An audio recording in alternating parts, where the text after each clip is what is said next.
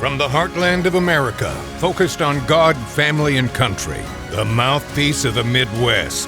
This is Dale Carter's America.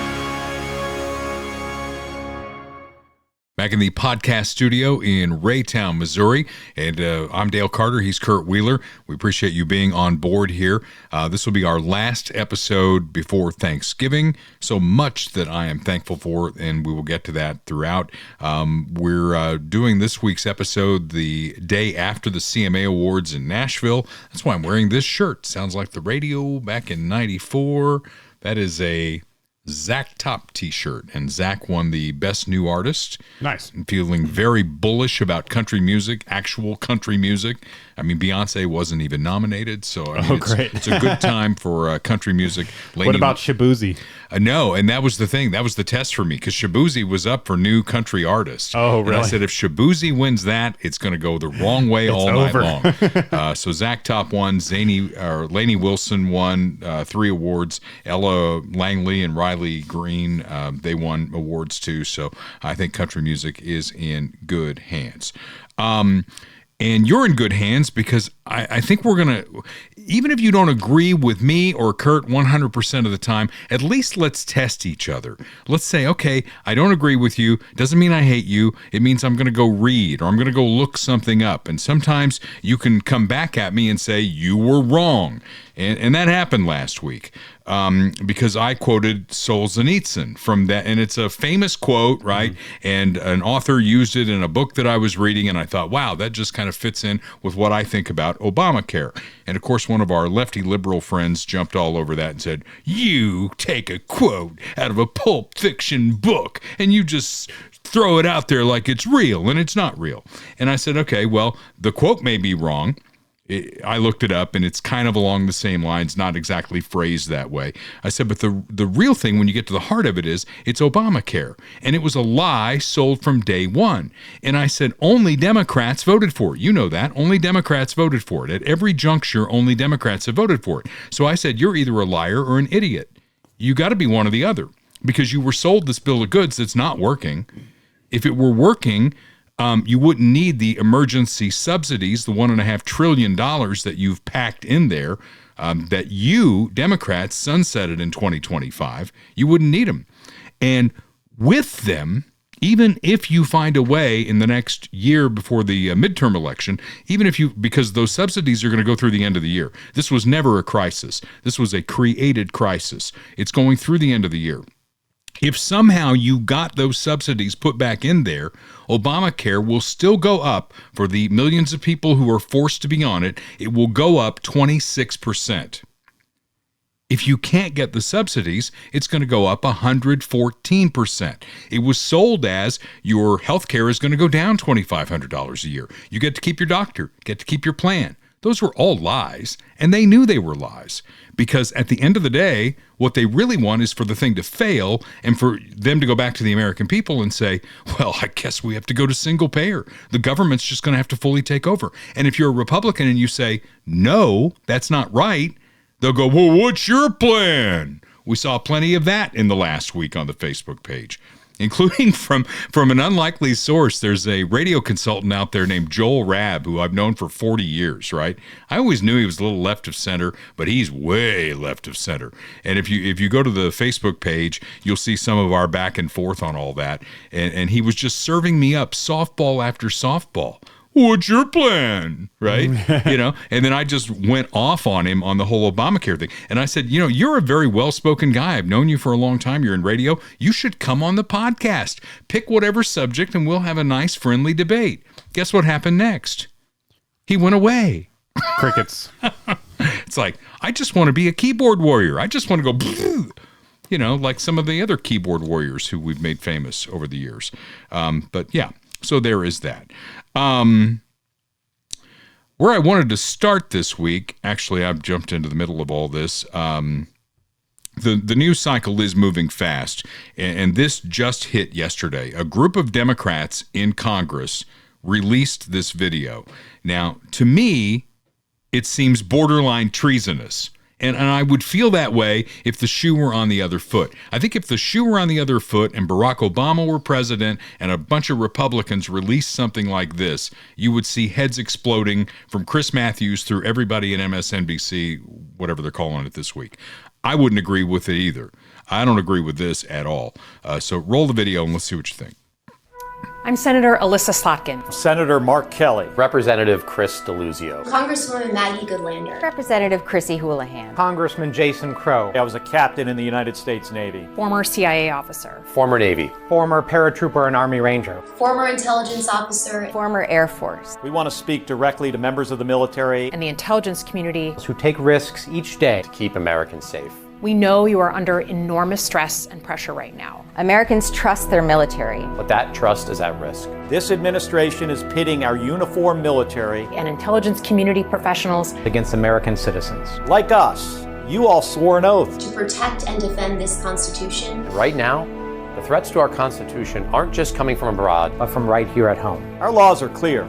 You can refuse illegal orders.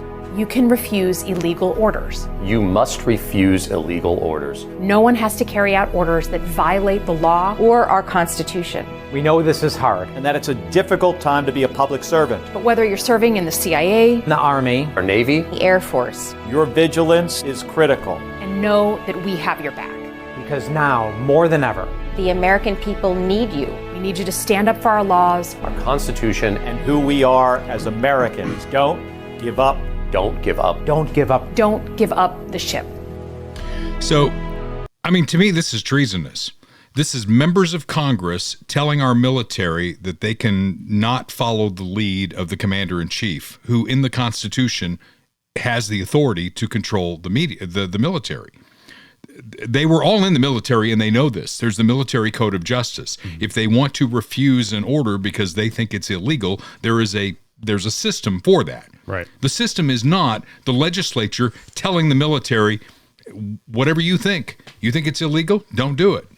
Yeah, and if you just walk away on the front, I mean, I'm not an expert, obviously, but if you just walk away, isn't that like deserting? Yeah. Isn't there like punishment? There is punishment for that? Yeah. So the implication that they seem to be making, that was the first time I saw that. The implication they seem to be making is that, well, if it's something that's illegal, that's my question. Like, what are they talking about? Right. Is specifically, is it just something that you don't like? I mean, is it, go shoot this baby in the face or else? So it's let me like, give what you a are they talking scenario. about? You're on a ballistic submarine, right? Somewhere in the middle of the ocean or whatever, and they get an alert that they're going to have to launch a nuclear weapon. Yeah. Order comes from the commander-in-chief. Does half the crew who watched that video say, well, we're not doing that? I mean, that's like worst case scenario, though. I mean, that's, I think, hopefully unlikely to happen. Well, I think but- this video came out because some of them don't think that us bombing, ships full of drugs coming out of Venezuela is legal. Well, they can litigate that. So that's what it's about. I think that's what it's about. Gotcha. That's in part what it's about. It's also about using military assets in cities to get illegals out, Right. which is another thing that Donald Trump was voted for to do. Right. Yeah. And that's not their place. Yeah. And I would say that if Republicans put out a video like that with a Democrat president, there is a system for doing it, and that's not it. And Kelly is, he's somebody I respected. He was an astronaut, senator from Arizona, good guy, I thought. And then he gets into the middle of stuff like this, and it just takes away any credibility. I don't know who any of the others are, but they were in the military. They know what the rules are. I was not, but I know enough military people to know that if you want to disagree with an order, you think it's an illegal order, there is a system for doing that. Yeah. And I think the lesson, too, is if you're going to have a problem with, ideologically or politically or religiously even with some of the things that the military is doing or with a potential leader, a potential commander-in-chief, then don't join the military. Exactly. It's all about following orders. Yeah. Right? It's not a democracy. Yeah. It's truly not. And you would learn that if you went to basic, basic military. Our this is kind of a tangent a little bit, but our concept of obedience and following orders and like the hierarchy of command has changed so much. I was just listening to this podcast about World War II, but it started with World War I, and he was talking about trench warfare and how like just millions of men are just thrown against the enemy line and they have no agency. You know, Sure. Their only agency is just thinking in their head that they're doing the right thing, thinking in their head that they're serving their country and, you know, going to be victorious and all this stuff. But it's just like endless hordes of men just being thrown into machine guns and mustard gas and everything else. And now it's like, well, I don't like this, you know, political thing, so I'm going to just not do it. Well, the logical conclusion of that video is you'll have, you know, groups of soldiers sitting around going, gosh, I don't know, should we follow that order? Yeah. There's 10 of us. What do you think? 6-4, let's go. Yeah. I mean, that's a bunch not of how soldiers it's done. sitting around and being like, hey, did you see that video on X? They said we don't have to do it. All right. By the way, I forgot to mention Bob Watson. How could I forget to mention Bob Watson? He's taken care of me for over 30 years, and he'll take care of you too. He's a State Farm agent for over 5 decades at 7th and Main in Blue Springs. 816-229-7878. Auto, home, life, commercial insurance, licensed in Missouri and Kansas. Bundle your home and car insurance and save even more. Let Bob Watson be that good neighbor who's there for you. Like a good neighbor, State Farm is there. And we thank Bob for being part of the podcast. So word is leaked that Chuck Schumer was trying to rally the troops about the shutdown. I don't know if you heard this or not, including tying in some blue state Democrats to continue the shutdown until at least Thanksgiving in order to inflict the most pain. Now, again, who is he inflicting pain on? Think about the people who are most at risk in a government shutdown, and it's the people that Democrats have sucked in and said you need to be dependent on the federal government, and they are. And then he's trying to, you know, extend the shutdown until Thanksgiving. Just crazy. Why? Why was he doing that? Why do you think he was doing it? Who knows? To get the subsidies. That's the only reason. Yeah, he's a very cunning political actor. I mean, he's been doing it for 150 years at this point, so he knows exactly what he's doing. And just like, I mean, it's not just him. It's Mitch McConnell. You know, it's Nancy Pelosi. It's all these people. We talked a couple weeks ago about who are the new people going to be coming in because all these people are aging out. They are, and he's definitely one of them. So maybe this is his last hurrah. Maybe he's retiring soon. Who knows? Well, you're going to hear from Chuck a little bit later on in the podcast. But again, I'll make the point. The only winners in Obamacare are insurance companies. And the Republican plan, at least the one that I've heard mentioned out loud, is giving this money to actual people to go find insurance. I don't like that either. I want to pull the government completely out of it. Mm-hmm. I mean, what, you don't remember this because you're not old enough, but Bob Dole, when he was in the Senate, always carried a copy of the 10th Amendment. And we step over it almost every day. Yeah. It's like it's not even there. The 10th Amendment is so clear. It's like the things that are not in the Constitution, right, are relegated to the states and the people.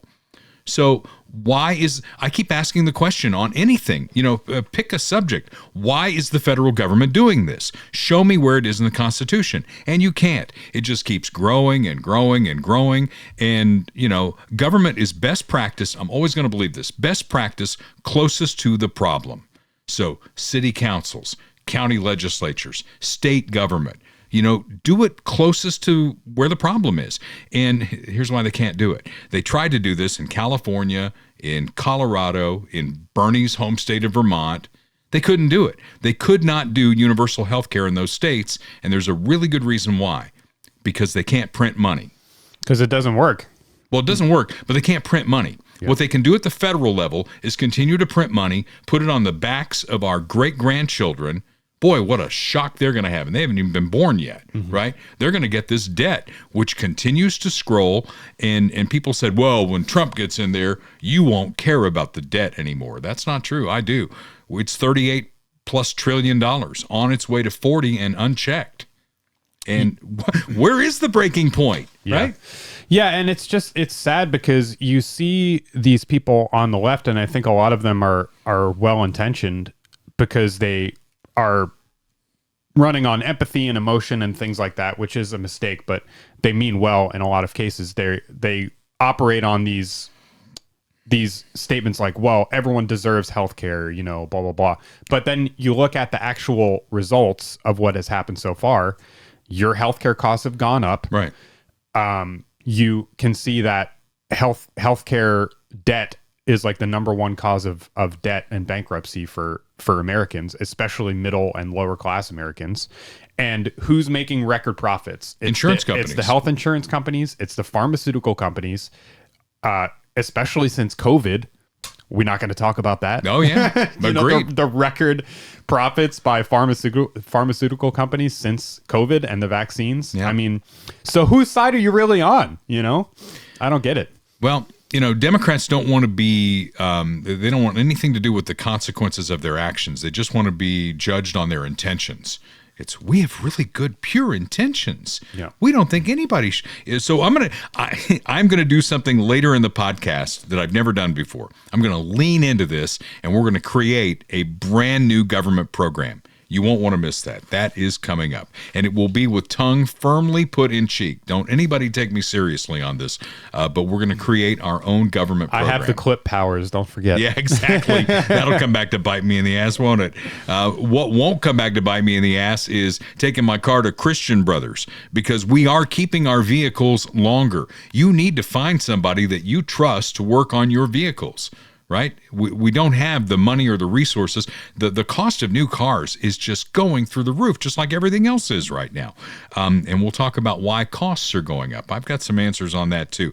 But meanwhile, they are going up, and you're going to keep that car longer. You've got to keep it maintained. And the guy that I trust is a guy named Tim Porter.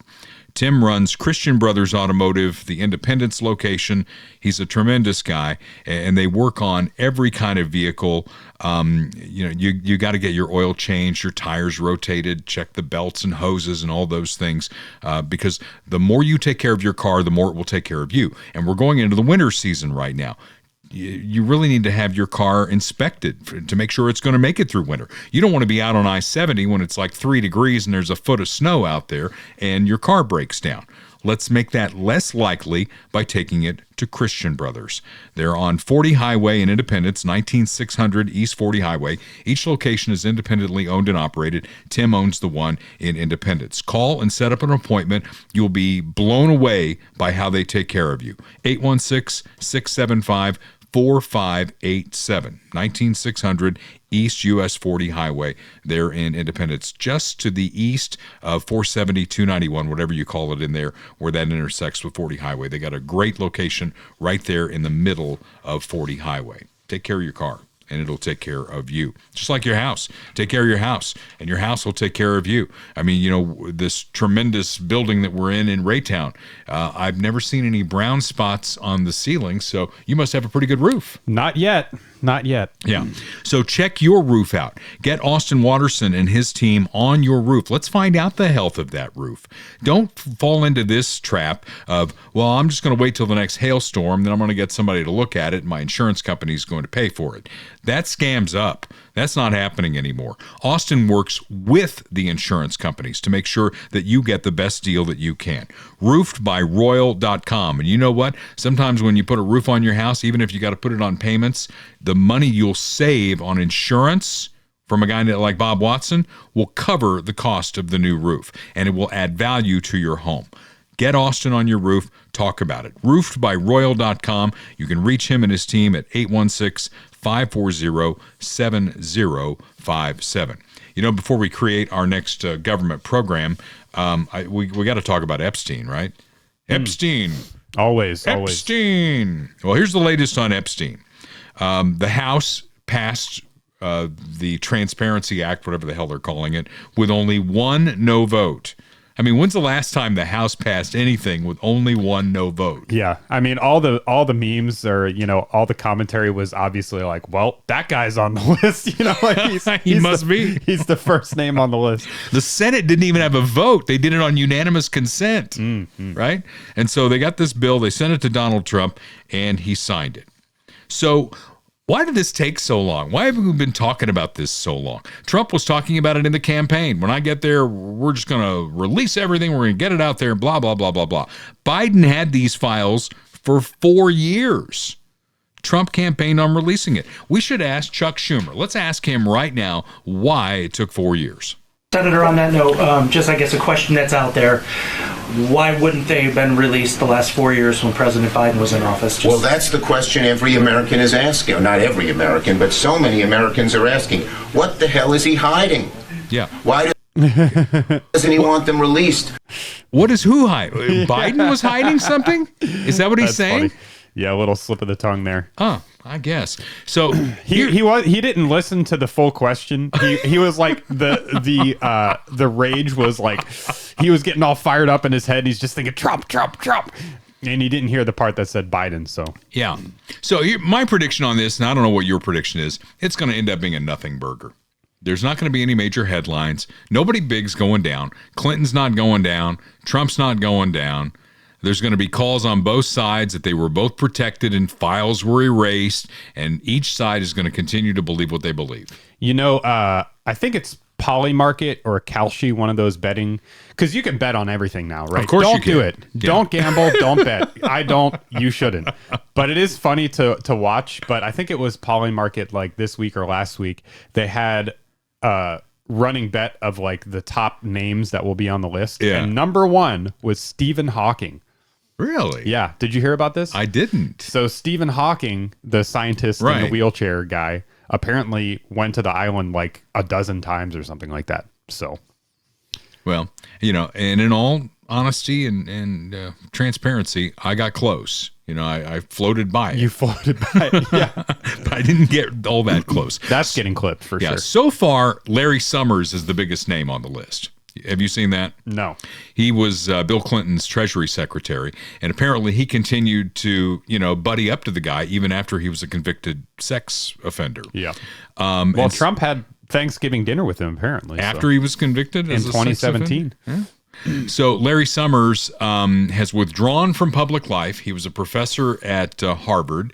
And he says, I'm going to step away from public life for a bit, and he's ashamed of him. He had his class, and somebody saw that on video. He's ashamed of the interactions he had with Jeffrey, and he's going to step away for a while. He's going to go back to his neighborhood to go knock on doors and tell everyone that he's a registered sex offender. Delegate Stacey Plaskett, who represents the Virgin Islands, where Jeffrey's island was. Have you seen this? She was in a hearing, and she kept looking down at her phone. And it was Jeffrey Epstein who was coaching her through the questions to ask in this hearing. Have you heard about that? No. Yeah. Her name's Stacey Plaskett. She's in Congress, but she is a delegate. Hakim Jeffries was asked about this because Republicans are up in arms. They wanted to censure her. And so Hakim was asked about this. Hakim. We believe in transparency. We believe in accountability. We believe in due process. That's the opposite of what is happening on the floor today. And let me be very clear about Stacey Plaskett. She's a woman of great intelligence and a woman of great integrity. And she deserves better than what she's receiving from House Republican extremists. She deserves the opportunity to be heard. She deserves due process. She deserves the ability to make her case, not to be prosecuted by petty foggers, playing lawyer on the floor of the House of Representatives. Google that if you don't know what it means. I didn't know what it meant, so I Googled it. Petty fogger, an inferior legal practitioner, especially one who deals with petty cases or employs dubious practices. Well, she did it. 18 Scrabble points, in case you were wondering. She admitted she did it, right? And he was like, she's like, quick, I need an answer to this because I'm up next. I mean, she admits that she did it. And then she goes on all these TV shows and she says, look, I was a prosecutor. I talk to bad guys all the time.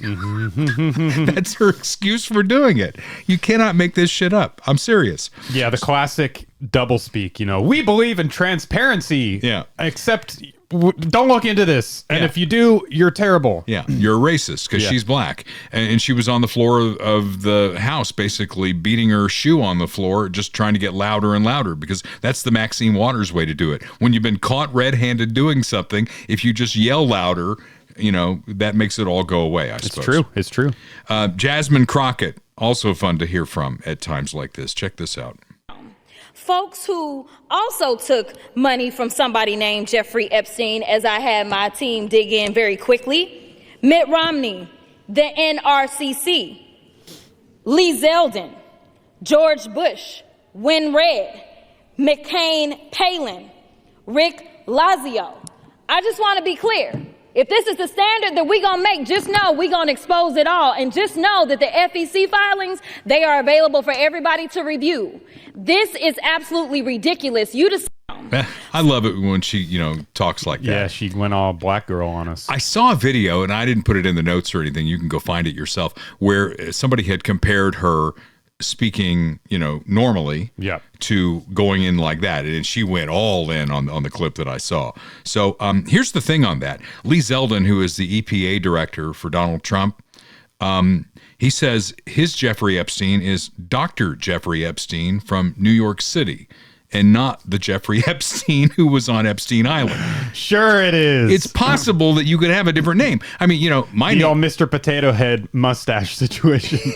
I mean, my name's Dale Carter. You've known me you haven't, but in Kansas City, they've known me for over 30 years. When I got here, there was a black guy named Dale Carter playing for the Kansas City Chiefs. That's true. And the joke that I would always get whenever I went, thought you'd be... a little darker. I said, yeah, not only that, but I'm really slow on top of that. So, I mean, Jeffrey Epstein is, I would guess in the Jewish community might be very common name. A very common name. Yeah.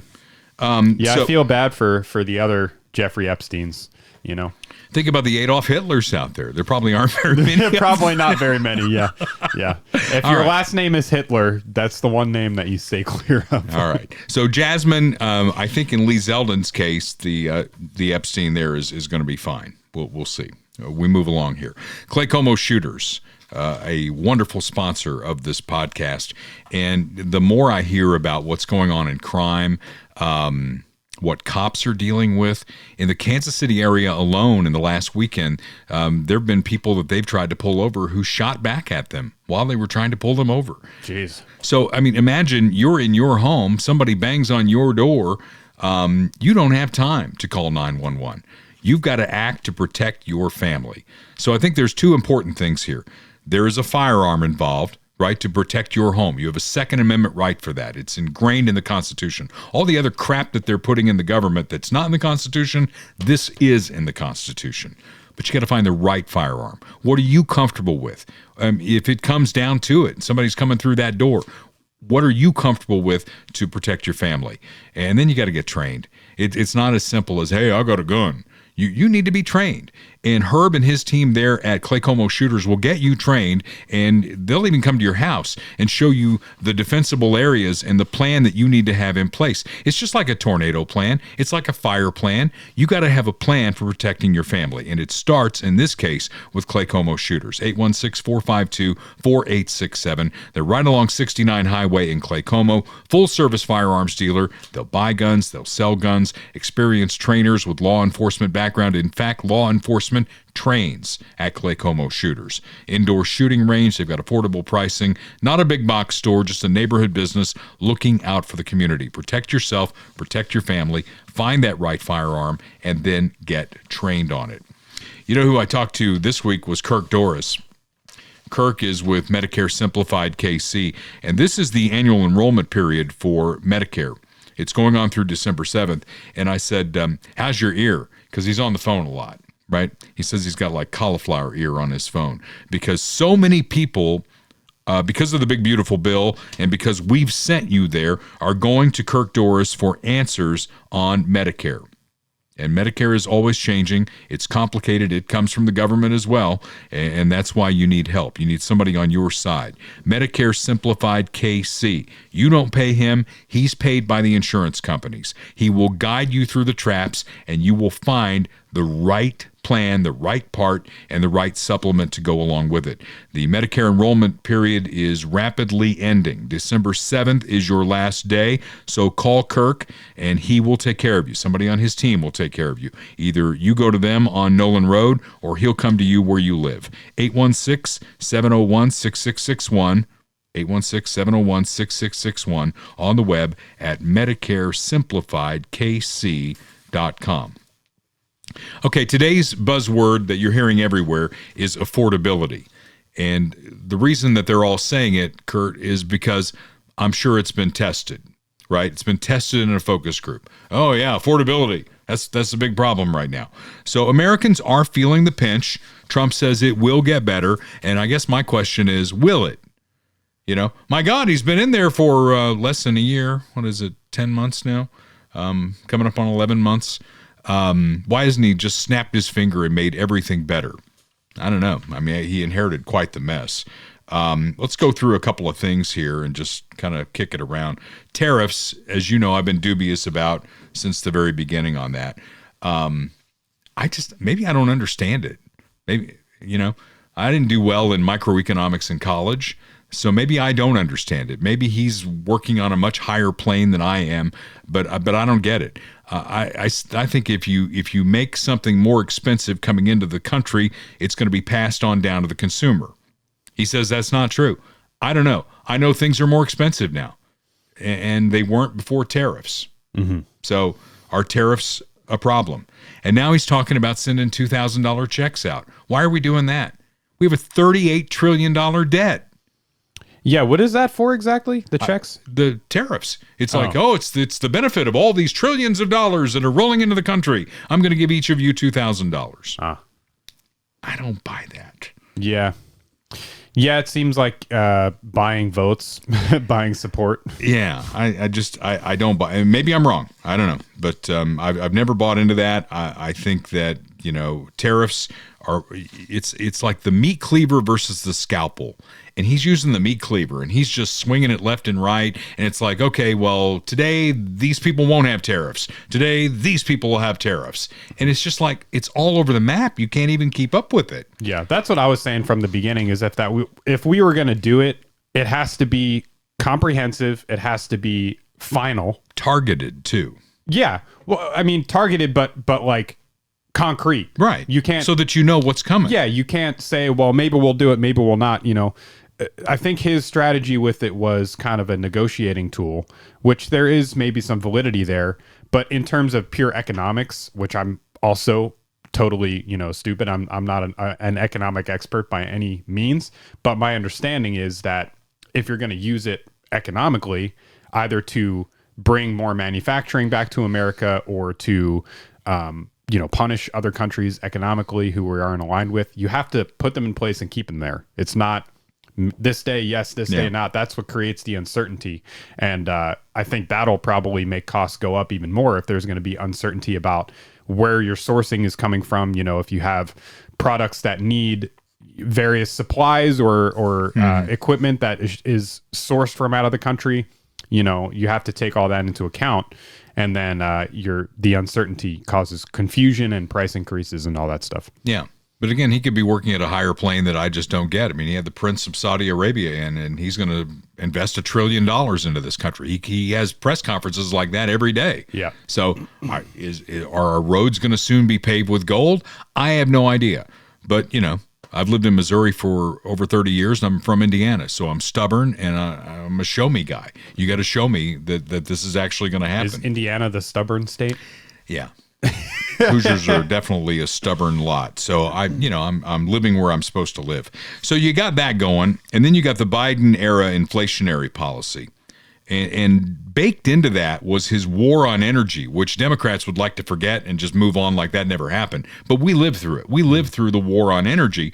And instead of making we made fun of Biden a little bit. Okay, fine. We're guilty on that. But most of the time we talked about policy differences that we had with the Biden administration, and we never agreed with him on his energy policy. Mm-hmm. It never made sense from the day one of shutting down the Keystone XL pipeline and everything else. And then when it caught up with him, he said, oh, yeah, we're drilling more than we ever have. Yeah, right. So the war on energy, and it's where everything starts from farm to table. I mean, everything in our economy virtually is tied into energy because you got to truck stuff from here to there. There's costs for fertilizer. Everything from farm to table really starts with energy policy and energy prices. And I think that is easing up a little bit, but you can't flip a switch and just turn 4 years of policy into something new. Egg prices, those have gone down. And there was a logical reason why egg prices were up so high. The avian flu. I mean, that was something we had to go through. We went through it, and now we've come out on the other side of it. Beef and cattle issues. I don't get that either. I'm not a cattle farmer. I don't know. But something tells me, because I'm always suspicious here, is that government regulation might be at the heart of some of this stuff. If you're a beef producer, you have a ranch or something, I'd love you to drop me a note and let me know. Maybe we should have a cattle farmer on and ask those questions, because the government doesn't ever do that. They don't actually go to the source and talk to a farmer and say, what are the impacts on your life right now? They just say, oh, we need another government regulation.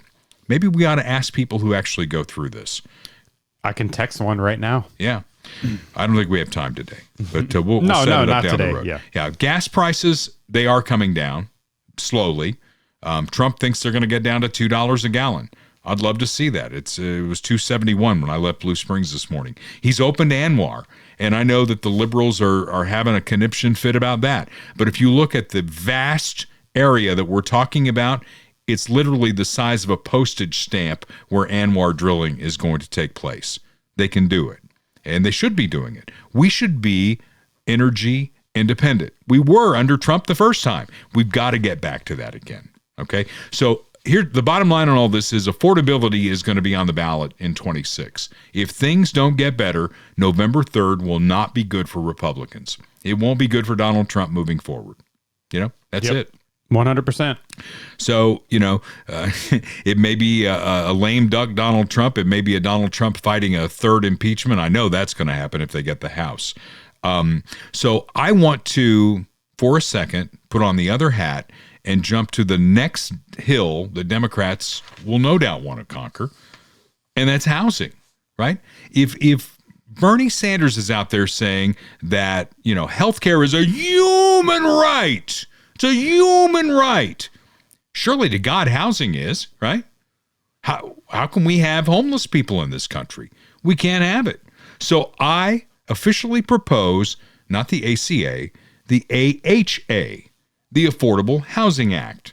It's designed to get unhoused, I'm not going to call them homeless because I'm politically correct in this segment, the unhoused into federally built housing. Now, the goal here, Kurt, we're going to drive down the costs of housing.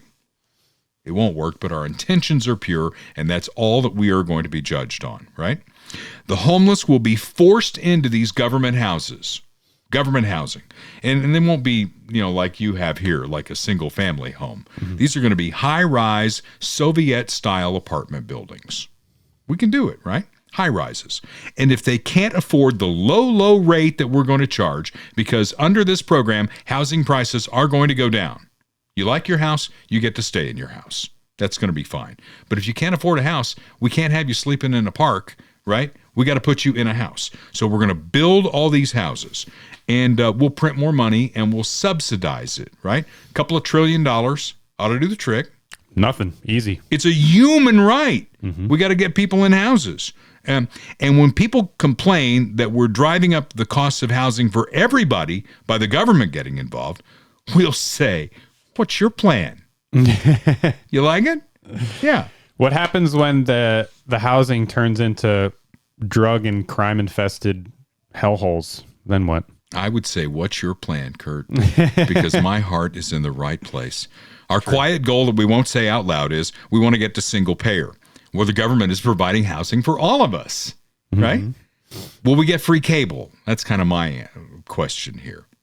Surely we will, right? Somebody else is going to pay for it. I know they will. How can this not be where they're headed? And this is just one, right? Healthcare, they've completely screwed that up. I almost used the F word, but I'm trying to clean up my language a little bit. They've completely screwed up healthcare. And their only thing when we call them on it is, oh, what's your plan? My plan was to stay out of it. Mm-hmm. My plan was to take down the barriers between states and allow competition to take hold. Oh, you want the private sector to take over? How'd that work out in the S&L crisis? That's another discussion for another day. But they'll throw crap like that against the wall every day. They don't want to take responsibility that their actions have caused this. And as I'm doing this with my hands, I'm thinking, if you handcuffed Hakim Jeffries, he could never give a speech. Because yeah. Or any of them. Trump, Bernie Sanders, they all do the hand thing. Obama does it too. I just dropped all this Biden stuff. Biden doesn't do the hand thing because his brain power doesn't allow him to move his hands and talk at the same time, so he can only do one at a time. Well, I can't wait for our next guest. His name is Michael Schroer. He is a sponsor on this program. He's a real estate guy. He's a really good real estate guy. I'm going to throw my Affordable Housing Act against him and see what he thinks about it. I'm sure he'll be on board because he's a caring soul. And really, if you disagree with me on this, what's your plan? I want to know what your plan is. My plan is to have some lunch. I am starving. And Funhouse Pizza might well be the place I stop because Jim Dingman is a great guy and he makes awesome pizza, has cold drinks, and a fun atmosphere too at Funhouse Pizza. Thus the name. So if you got a group, you got a birthday party going on, you can book one of the Funhouse Pizza locations for the birthday party. Blue Springs, Lee Summit. They're on 7 Highway in Blue Springs, 50 Highway in Lee Summit. You can order your pizza online at funhousepizza.com. Just enjoy a great pizza. And again, my tummy just growled because I'm thinking about Funhouse Pizza, 50 Highway, Lee Summit, 7 Highway in Blue Springs. But we're going to talk about the Affordable Housing Act with my good friend, Michael Schroer. Michael, thanks for being on here. Of course, you've been a sponsor of Dale Carter's America for quite a while, and I think you're shy about doing things like this because I've offered it before, and now I actually coaxed you into doing it. How about that? I'm here. I got a face for radio, so I try to avoid the TV aspect. Come on, man. I mean, I've made a living out of this for almost 50 years of having a face for radio. So it's all right. There's a future after all this. You don't need it because you're selling houses left and right. It's just crazy right now. And I see all these posts that you put out on Facebook and we share it. It's like sold or contract pending. And then all these awards you're getting. I mean, you are hitting it out of the park. It has been it's just been tremendous this year. Slowing down a little bit now. The market's in the midst of a little bit of a shift, but still got plenty going on. How can folks get a hold of you? Let's start with that. They can call me or text me at 816-520-9342. Michael Schroer 56 at gmail.com. If I'm awake and not with a client, I will answer my phone. You are a hardworking dude. That is for sure. So in the last segment, I'm going to hit you with this cold.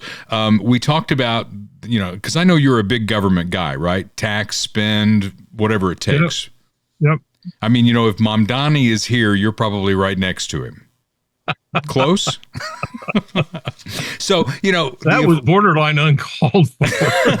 So the Affordable Care Act, the ACA, the Obamacare and all that, we've destroyed that on this podcast several times. But I thought I'd lean into it this time and kind of in your area of expertise. And I've set up my own government program, the Affordable Housing Act. Okay, we take all the homeless in America, we create taxpayer-supported subsidies to make it happen, and we build these ginormous Soviet bloc apartment buildings. What could possibly go wrong there? Yeah, that sounds like a no-lose situation all the way around. Yeah. So, yeah, and I would assume that just as the market is today, that government overreach and regulation causes problems in the real estate business to begin with. Am I right about that? I mean, let's be honest, the government overreach causes problems in virtually everything they touch. So, yes. So how is the market in Kansas City right now? You said it was slowing down a little bit, but before that, I mean, how's it been? It's been really good for the last 5 years, probably. It's been tough on the buyers during that time just because of the lack of inventory, but now our inventory is getting back up and buyers are actually starting to come out on the winning side of some deals. Now we're seeing getting home warranties paid for, getting some closing costs paid for, reduction in price, all good things. I mean, don't get me wrong. I liked the run and gun busy market that it's been for the last 5 years, but it was hurtful to a lot of buyers just because, I mean, imagine you find the house of your dreams and you think all I have to do is pay them what they're asking for it. And then you find out somebody else offered $50,000 more than that. And, you know, you're already at the top of your budget. And the worst part of my job is calling somebody to tell them that their offer was not accepted. Nah, I just can't imagine. Absolutely the worst. Yeah, I managed to buy in times when that was not going on, so I can't imagine. I would love to have sold during a time when that was going on. Yeah, absolutely. But, you know, it's relative. Yeah, it is, because you're either going to buy right and sell reasonable, or, you know, you're going to buy high and sell high. So, I mean, it still evens out, assuming you're in a position to do that. I was going to ask you about the inventory, whether we were in a shortage or surplus. You said that the inventory is coming up. Is there an advantage to buying an existing home versus new construction, other than that it's already built? You know what? It's oddly enough, having worked construction myself for 35 years. Yeah. In the 6 years I've been in real estate, I have not sold a new construction home. Not that I'm opposed to it. I mean, there's still some tremendous builders out there. There's still some builders out there that they should take the hammers away from. But I mean, that's my job to find out who built the house originally, you know, in a house that was built in the last, 20 years or something. I like to find out who built it. And that way I know, what we're up against as far as quality and the hidden problems and whatnot. That's how I sell you, as somebody from the construction side who really knows what he's doing here. And that's why we sell you as an expert in the real estate area. So again, if you're looking to buy, sell, got a piece of land you want to build on, Michael is your guy. Are there hot areas in the Kansas City metro? Believe it or not, I do a lot of business in Raytown and South Kansas City. Let's go. Raytown is where the studio is now. Is that right? Yeah. Well, I was born and raised in Raytown, so it's near and dear to my heart. So. Raytona Beach. Yeah. Kurt was showing me that he put a new coat of paint on the studio building and asked me what I thought. And I'm like, I really didn't even notice. So, and he was kind of offended by that. So right. Raytown is kind of a hot area. That's interesting to me. Yeah. In fact, I just showed 2 houses this morning in Raytown. Yeah. I'm going to interject here. Sorry. I feel like, I know you can't see me, I apologize, but I feel like Raytown is kind of like the biggest bang for your buck in the metro in a certain way. Like, the houses are still relatively cheap, but there's some really nice areas that are kind of quiet and like, good neighbors, good housing, all that stuff. What do you think? I mean, about Raytown generally? I would agree with everything you just said. Have property taxes been any kind of an issue? I know we're dealing with that in Jackson County with the terrible assessment deal that we're going through. Is that something that buyers look at and go, I can't afford that house because I can't pay the taxes?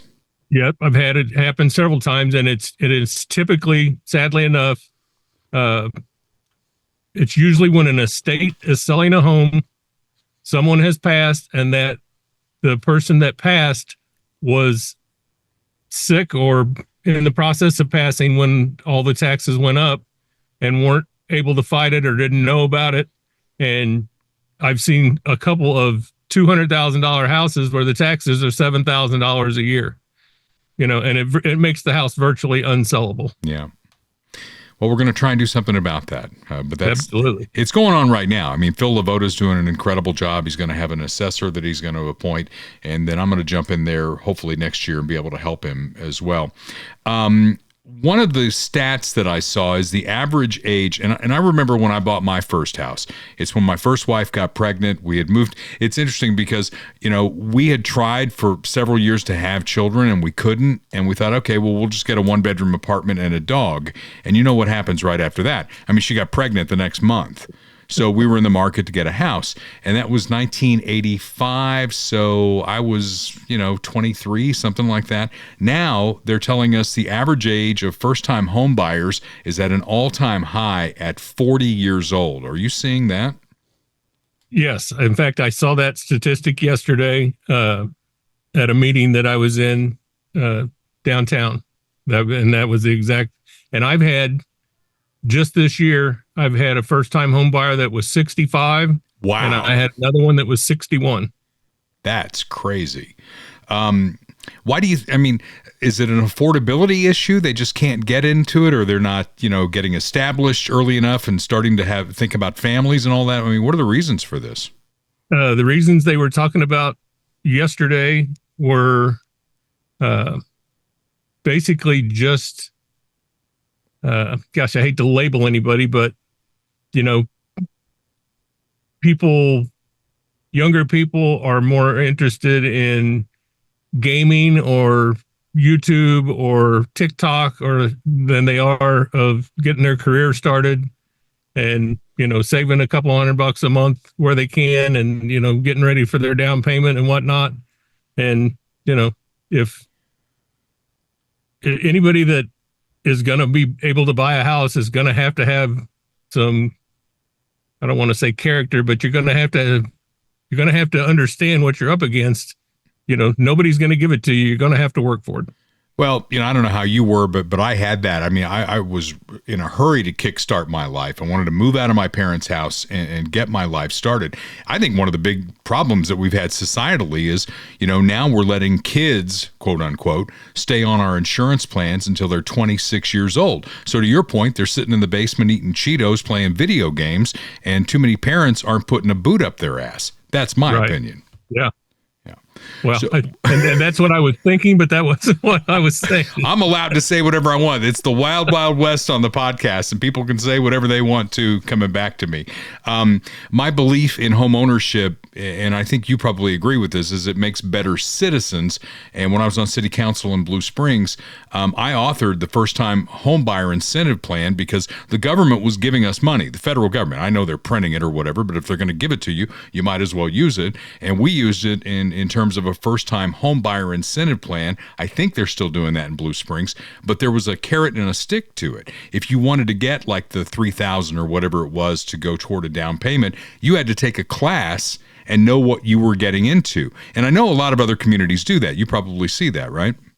Right. And a lot of times too, a first-time home buyer can say if they qualify, they can get their down payment taken care of, but they're required to live in the home for 10 years. And if they don't live in the home for 10 years, then after 5, they prorate the down payment and you have to pay some of it back.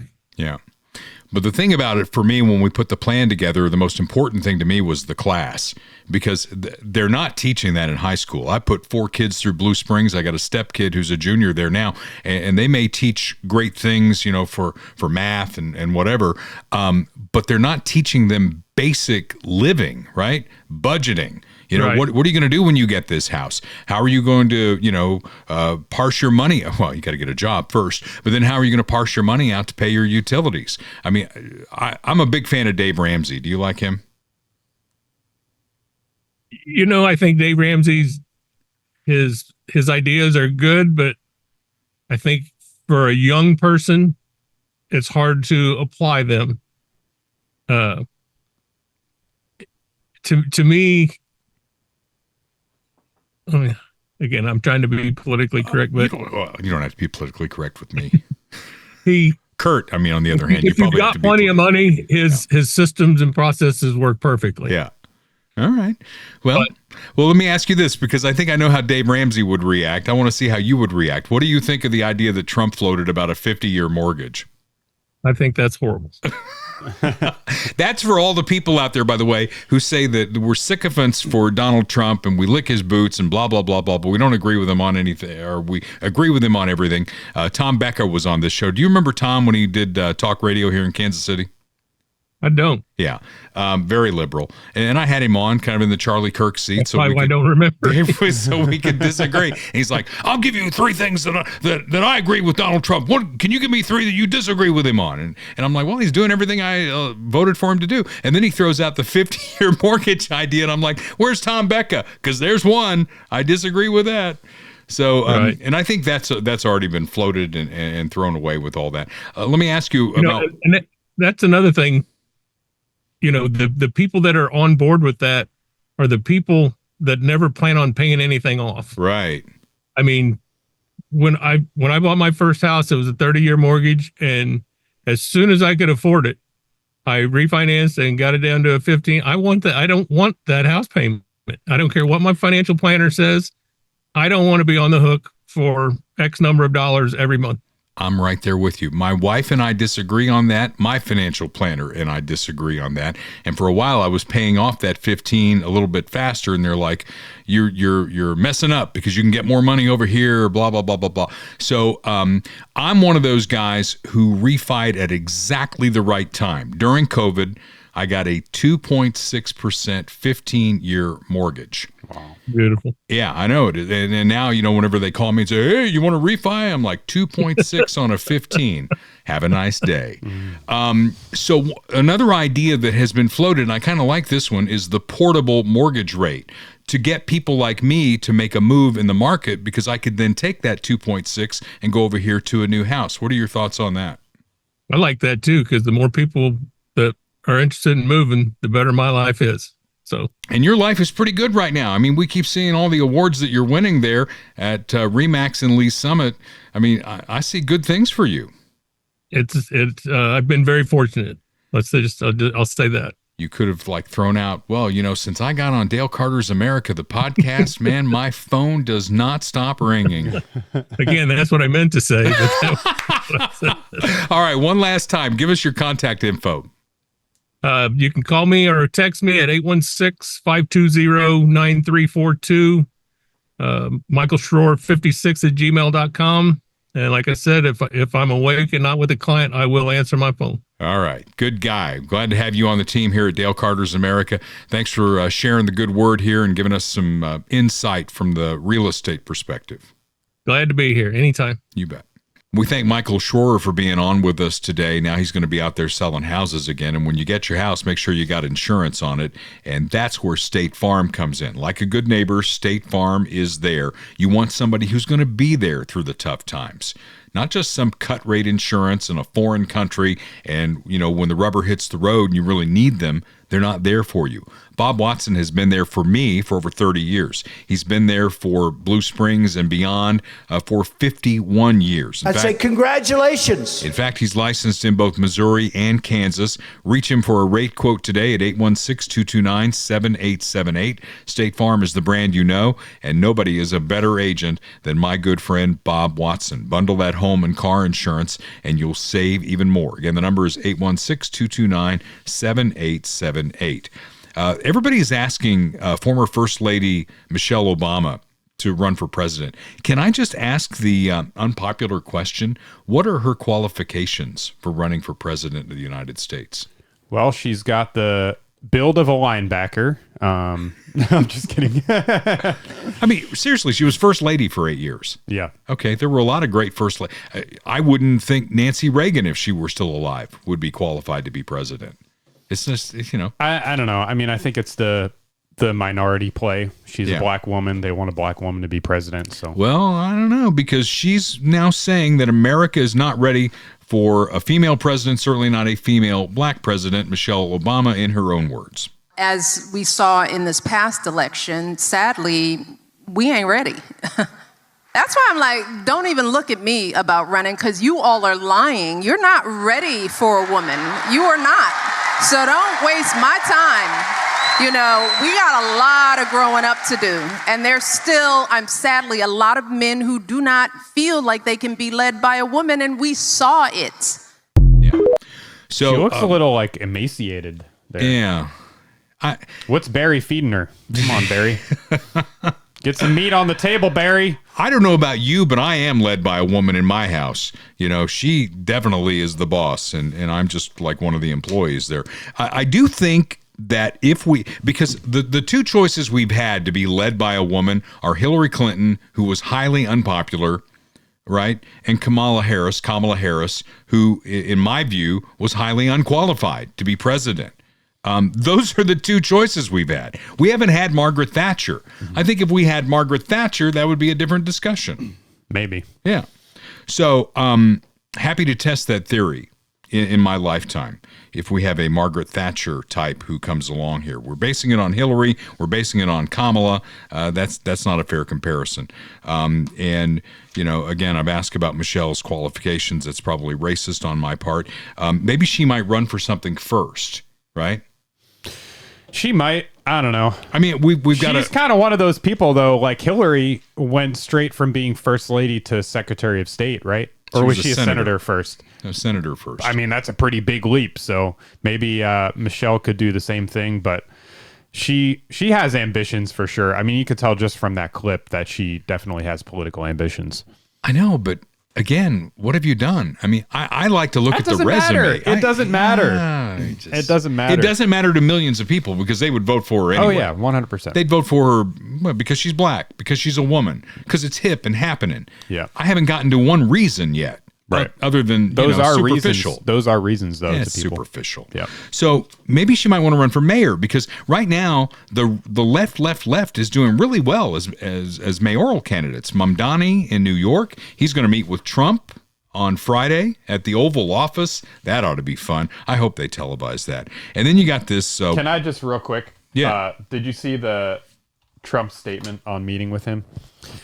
It was so funny. I got to read it. He says, Communist Mayor of New York City, Zoran Kwame Mamdani, has asked for a meeting. We have agreed that this meeting will take place at the Oval Office on Friday, November 22nd. Further details to follow. So he's insulting him as he's accepting the meeting with him. You have to read that like Trump would say it. Communist Mayor of New York City, Zoran Kwame Mamdani, that's what they call him, right? Has asked for a meeting. We have agreed that this meeting will take place at the Oval Office on Friday, November 21st. Further details to follow, right? What's the line he's been signing off with? Something about your attention to this. Oh, thanks for your attention to this matter. Thanks for this matter. Yeah. So Seattle joins the group of socialist mayors now. This woman who won basically was living in her parents' basement, didn't have a real job. They were still supporting her. And now she has been elected because she's cool, she's hip, she's happening. Mm-hmm. And it's going to just transform Seattle. And we have a clip of her and her platform. There is an awful lot that I want to accomplish as mayor. I want everyone in this great city of ours to have a roof over their head. I want universal childcare and free K-8 summer care. I want world-class mass transit. I want great, safe public spaces where kids can run around with abandon. I want stable, affordable housing for renters. I want social housing. I want much more land and wealth to be owned and stewarded by communities instead of corporations. I want a robust economy with thriving small businesses, great living wage jobs, and strong rights for workers. I want a city where everyone has the basics of a dignified life, including healthy food, access to health care, and supportive communities. I want a city where your health and your life expectancy and your children's future doesn't depend on your zip code or your race. I believe that I will be stepping into office with a strong mandate to pursue this vision. I believe it is notable that all of that money focused on attacking me, but not my vision or platform. And that is because this vision and platform are supported by an overwhelming majority of Seattle residents, as demonstrated by the resounding victories of the other progressive candidates running for office in Seattle this year. Some of it's good. I mean, some of what she's talking about is really good. But then I raise questions about some of the other stuff. It's like, who's going to pay for it? Well, it's just, it's so low IQ. And I hate to put it that way because I'm not trying to insult anybody. But like, who doesn't want that? Yeah. She says that, and she legitimately thinks in her head that her opposition doesn't want people to have food and housing and jobs. Yeah. Like, everyone wants that, of course. What are you going to do about it? That's the question. Well, and they get elected just by saying that. Just by saying, well, I want everyone to have food and I want everyone to be able to afford housing. It's like, yeah, no kidding. Who doesn't want that? I would like every day to be sunny and 75 with just the right amount of rain to keep the crops going. I would like every room to have decorative throw pillows and drapes that match the carpet. Don't take that the wrong way. Yeah, I won't. But I did hear her talking about my Affordable Housing Act, though. I mean, that was thrown in there as well. I don't know. You know, Mamdani is already starting to back off of all the stuff that he promised because he's got a governor there who's also a Democrat who's the grown-up in the room. Somebody's got to be the grown-up in the room and say, okay, how is it you think we're going to get here? Yeah. Well, that's when the whole thing collapses. As soon as you ask a simple question about, you know, how? What? Yeah. Like, what are you actually talking about? That's a 3-word question. How? So, and not the Indian how. I don't want to get any cards and letters about that kind of stuff. Even though you're wearing kind of a headband today that makes you look more of a native. Thank you. Yeah. I'll take that as a compliment. So happy Thanksgiving. Hope you have a great one. Yes. Yes. And we will be back after Thanksgiving with more episodes because there's always something to talk about at Dale Carter's America. The views expressed on Dale Carter's America are Dale's and Kurt Wheeler's. They do not necessarily reflect the views of KFKF or Steel City Media. Comments can be sent to dalecartersamerica@gmail.com. Check back for weekly episodes. Subscribe, spread the word, and give us a 5-star review. Thanks for being a part of Dale Carter's America.